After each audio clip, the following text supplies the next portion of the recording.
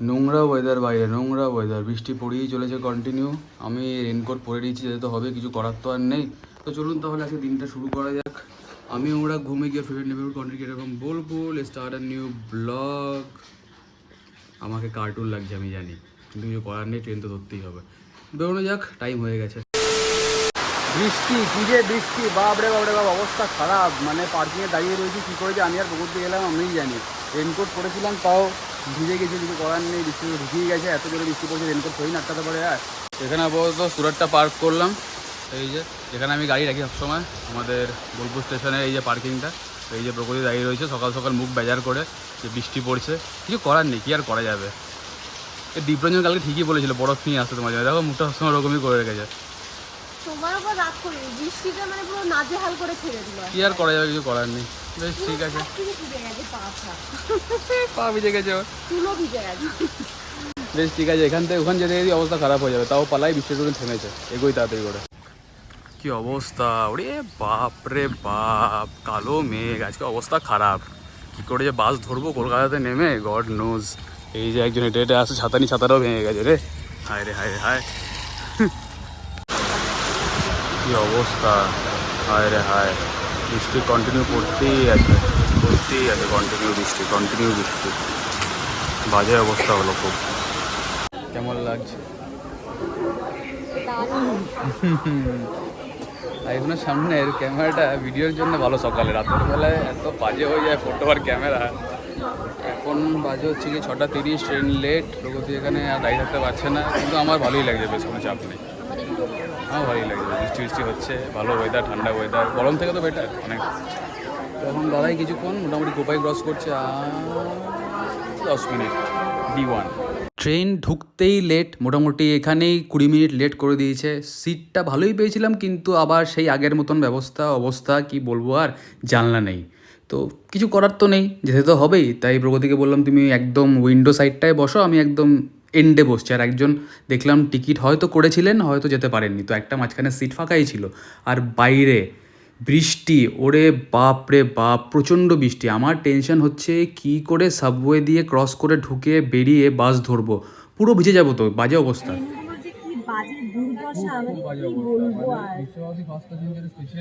Indian রেলওয়েজের খুব নোংরা অবস্থা, এখানে মনে হচ্ছে ইন্ডিয়ান রেলওয়ে ত্যাগ করে দাও, তোমাদের কোনো যায় আসবে না, তোমরা এরকমই ট্রেন চালাবে, তো আমরা সেটা ভালো করেই জানি আমরা।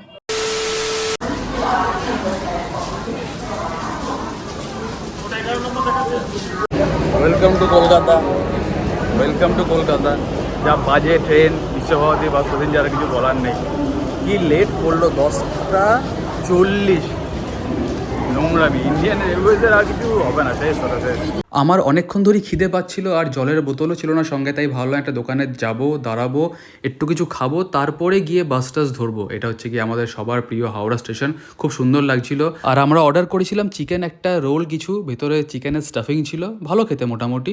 খাওয়া দাওয়া করলাম, তারপরে এগোচ্ছে হচ্ছে গিয়ে একদম আন্ডারপাসের দিকে। এইদিকে বড় বড় করে ছবি দেওয়া রয়েছে বন্দে ভারতের, কিন্তু ট্রেন টাইমে আর চলে না। সবাই কি আর বন্দে ভারতে ট্রাভেল করবে? এই ট্রেনগুলোর অবস্থা দেখা উচিত একটুখানি। তো বেশ কী আর করবো, বাসের লাইনে দাঁড়ালাম, কিছুক্ষণ পরে বাস চলেও এলো, বাসে বসলাম। আর এসি বাস ছিল, কিন্তু একটা অসুবিধা, ওই প্রগতির আর কি একটুখানি প্রবলেম হয় এসি বাসে বসলে, ওই ডিজেলের স্মেল, এগুলো ওর বমির টেন্ডেন্সিটা বাড়ায় আর কি, ক্লাস্ট্রোফোবিক একটা এনভায়রনমেন্ট তৈরি হয়। তো আপাতত হাওড়া ব্রিজ দিয়ে পেরোবো। এখান দিয়ে আমি যতবারই যাই, আমি সত্যি অবাক হয়ে যাই যে এই একটা ম্যাসিভ ব্রিজ এত বছর ধরে এখনও কিন্তু স্টেবল। কী রকমের কনস্ট্রাকশন করেছিল যারা চলে গেছে আর কি, মানে হ্যাটস অফ টু দেম। আর এদিকে তো গঙ্গা একদম জলে টইটুম্বুর, বৃষ্টি কন্টিনিউ পড়ছে।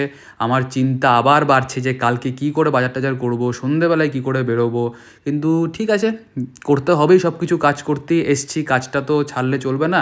কিন্তু আপনারা শুধু দেখুন কি সুন্দর লাগছে, আস্তে আস্তে বাসটা এগোচ্ছে। আর এই হচ্ছে গিয়ে প্রগতির অবস্থা, ও শরীর খারাপ করছে, মুখে রুমাল দিয়ে তাই বসেছিল। আমরা নামবো হচ্ছে কেষ্টপুর বাস স্ট্যান্ডে, তো কিছুক্ষণ পরে চলে এলো। কিছুক্ষণ বলবো না, ভালোই টাইম লেগেছিলো, মোটামুটি 40 মিনিটস মতন লেগেছিলো। আজকে রাস্তায় প্রচণ্ড জ্যাম, বাসও কম ছিল, তাই হয়তো একটুখানি দেরিও হয়েছে। তো এটা হচ্ছে গিয়ে আন্ডারপাস, এটা দিয়ে যেতে হয় পরের স্টপে আর কি, মানে যেখান থেকে অটো ধরবো।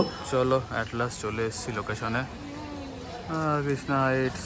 রাস্তাঘাটের অবস্থা খুব খারাপ, এদিকে বাজে অবস্থা। ভেঙে চুরমার পুরো, বাবারে বাবারে। আর বৃষ্টি তো কন্টিনিউ পড়তেই আছে টুকটুক করে এখনো। আর প্রগতি এমন একটা জুতো পরে এসছে, না হাঁটতে পারে না কিছু করতে পারে। আজকে আমাদের লাঞ্চ এলাহি, বাবা বানিয়েছে সবকটা আইটেম আমাদের জন্যে। এটা হচ্ছে গিয়ে শুটকি মাছ, আমার যেটা খুবই ফেভারিট। এটা কিন্তু এমনি শুটকি নয়, এটা শীতল শুটকি। হচ্ছে আমাদের অবস্থা, ছাতা নেই, যেতে কিছু নেই, একলা একটা ছাতাতে আমরা হাফ করে যাচ্ছি। কি অবস্থা রে বাবা।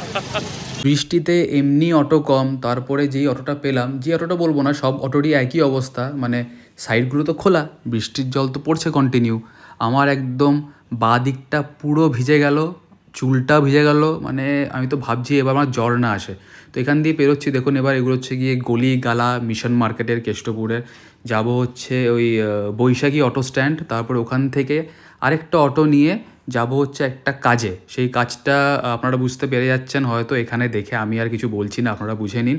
তো চলে এসেছি কাজটা করতে। আর এই বৃষ্টি মনে হয় না আজকে থামবে। আমার তো জামাকাপড় পুরো ভিজে গেছে, খুবই বাজে অবস্থা। আমি তো মানে টেনশনে আছি যে কি হবে না হবে, আবার বাইরে যাওয়ার আছে কিছুদিন পরে।